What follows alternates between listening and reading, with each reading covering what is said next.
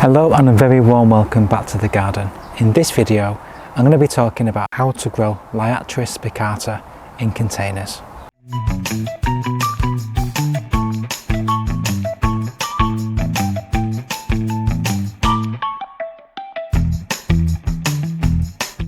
Liatris spicata is one of those perennial plants that once it flowers it just draws your eye and attention.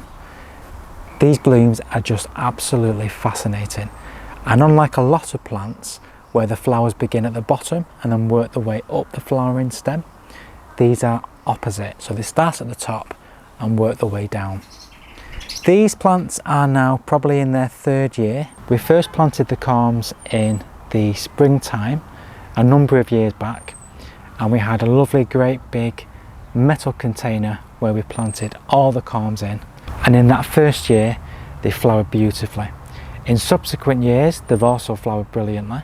It wasn't until last year that we decided to try and plant them in the garden, which we did try, but unfortunately they are susceptible to slugs, so we soon realised that they weren't going to thrive in that situation, so we took them back out of the garden and placed them back into containers. But at that point, because they'd grown quite substantially, we then decided to split them into two containers. The majority of the plants were planted back into the original container, that lovely tin container, and that now resides at the front garden. It's done a wonderful display this year. It's absolutely, the floriferous is just an understatement. It is just full of blooms, and the great thing about it is that we're getting a bit of a stagger with the blooms. So some of them are coming to the end of flowering on the actual stems, so they've gone from the top to the bottom, and there's other ones towards the back which are just starting to flower towards the top of the flower stems. So it is absolutely wonderful to be able to extend the season in that way.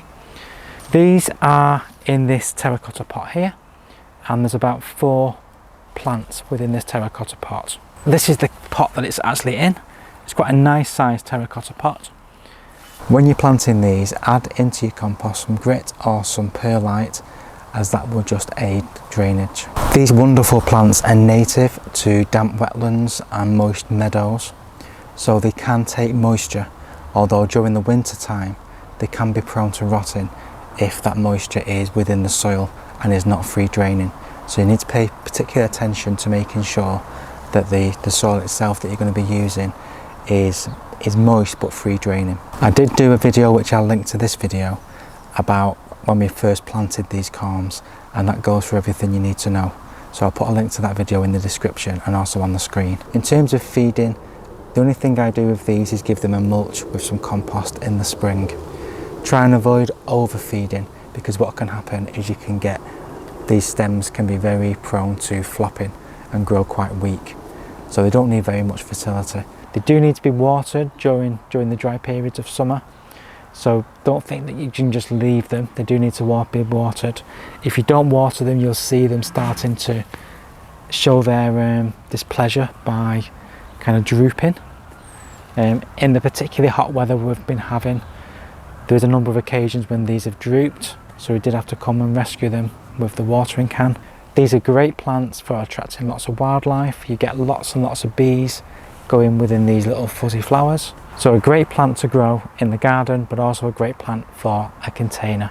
In terms of situation, these do like a lot of sun, so if you can give it the sunniest position you've got, they will be much more appreciative than if you put them somewhere shady. So that's probably about everything I wanted to say about these plants. They are brilliant container plants, and if you've not grown them before, please do consider them. There are many various different cultivars of this variety you can get, so different sizes.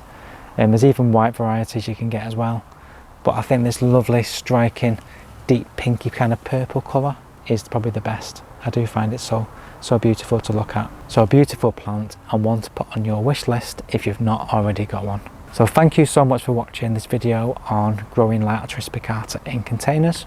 I do hope you found it informative and also enjoyable. Please hit the like button, please subscribe.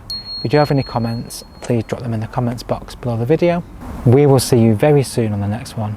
In the meantime, please do take care, and as always, happy gardening.